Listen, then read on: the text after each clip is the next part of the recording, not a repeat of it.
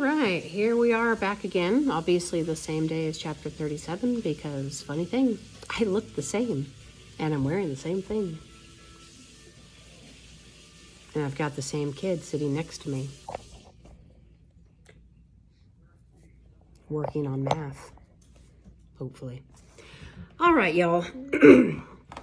We are back for A Child's History of the World, chapter 38. This one is a good emperor and a bad son.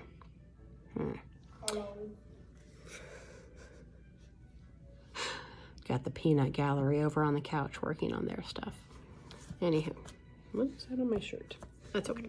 Anywho, okay, a good emperor and a bad son.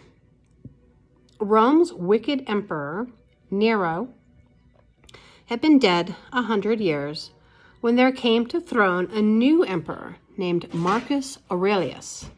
If you guys have seen Gladiator, that's the one they're talking about, is Marcus Aurelius. Wait, Mommy, can we watch Gladiator at some point? At some point. I mean today? I don't know. Ask me later after we're done with school. He was just as good as Nero was bad. Many people think he was one of the noblest and greatest men who ever lived. That's a lot to live up to. At this time, most of the Romans had very little religion of any sort. They were not Christian, but neither did they put much faith in their own gods, Jupiter and Juno and the rest. They honored them because they had been brought up to honor them. And because they thought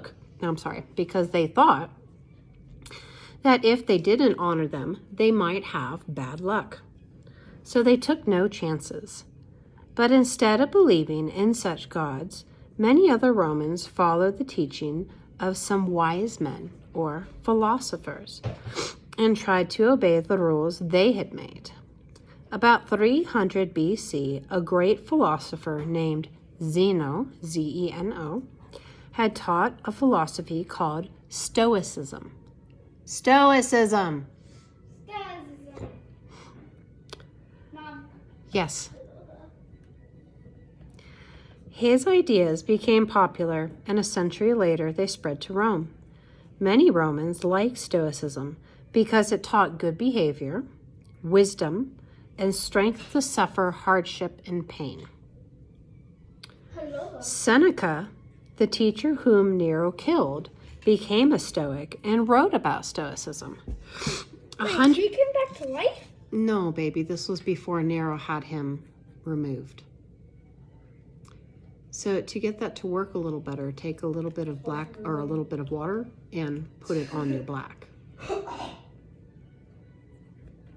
Or not. Okay, I am. 100 years later, along came the emperor Marcus Aurelius. He was a Stoic, too, and needed to be, for he had a hard and difficult life. He wrote down his thoughts, now called Meditations. He didn't intend to have his thoughts published. He just wrote them down to remind himself how he ought to think and behave. Here are some of the ideas that Marcus Aurelius believed in. I must calmly endure pain and suffering. I must put up with everything that happens, no matter how bad it may seem. Whatever happens has been caused by God, and God is good. Therefore, everything that happens is good. I kind of like that. I must always do my duty. I must not seek pleasure. Good behavior is the best thing in life. I must obey the laws of God. All men are brothers, and I must treat everyone as if they were my brother. I gotta tell you, those don't sound that bad. I mean, interesting. Marcus Aurelius was a good Stoic. He followed his own rules, and he always did what he thought was his duty. He was kind to people, was good to the poor, and managed to get rid of much of the cruelty and brutality in the gladiator shows. Even today, people, thousands of them, read Marcus Aurelius's Meditations. That might be one we need to add to our library. What? Marcus Aurelius's Meditations. Yes. Some of his sayings almost sound as though they come from the Bible. Even today, too, people who bear pain and hardship without a murmur are described as stoic. Eyelash that's freaking out today. One of Marcus Aurelius's rules was, forgive your enemy. Though Marcus Aurelius was not a Christian, nevertheless, he was more moral in the ways he acted than some of the later emperors who claimed to be Christians. Like many people who were very good themselves, Marcus Aurelius was unable to bring up his son to be good. Commodus, his son, was just as bad as his father was good.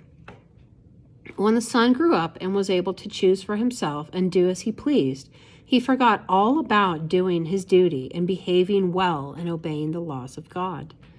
Instead, Commodus's one thought was pleasure, and the worst kind of pleasure at that.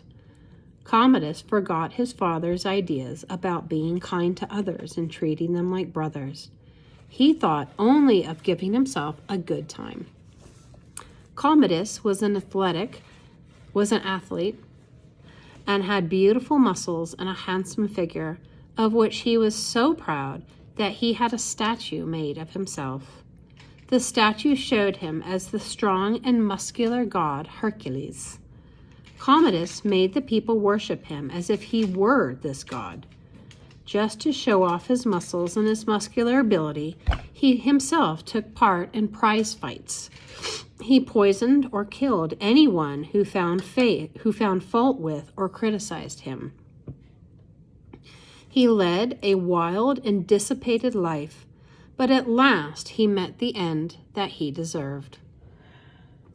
Many attempts to kill him failed, but finally he was strangled to death by a wrestler. Pleasure. For Commodus, pleasure meant feasting too much and drinking too much and going to wild all-night parties. But there are other kinds of pleasure, good kinds, and Commodus had nothing to do with them. About the same time as Zeno, there lived another Greek wise man, or philosopher, named Epicurus. His ideas, too, became popular in Rome, and thousands followed his teachings.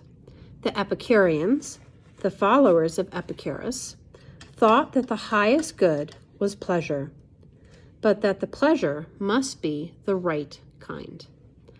I hear Epicurean and I think of the KitchenAid mixer because they had one called that, or something to that effect. Here are a few of the pleasures that the Epicureans considered good.